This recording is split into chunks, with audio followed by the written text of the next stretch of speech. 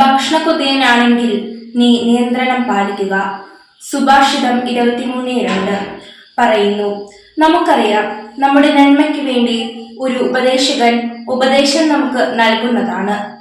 സുഭാഷിതങ്ങളുടെ പുസ്തകം, അവിടെ നമ്മൾ മനസ്സിലാക്കുന്ന ഒരു കാര്യം, എല്ലാവരുടെയും അഭിമാനത്തെ ദൈവം വിലമതിക്കുന്നു. എന്നെയും എന്നെ കേൾക്കുന്ന നിങ്ങളുടെയും അഭിമാനത്തെ ദൈവം വളരെ വിലമതിക്കുന്നു. നമ്മൾ ഓരോരുത്തരും ദൈവത്തിന്റെ തന്നെ ഛായയും സാദൃശ്യവുമാണ്. അതുകൊണ്ട് തന്നെ മറ്റുള്ളവരുടെ മുൻപിൽ നമ്മൾ ആരും അഭിമാനക്ഷതമേൽക്കാൻ അവിടുന്ന് ആഗ്രഹിക്കുന്നില്ല.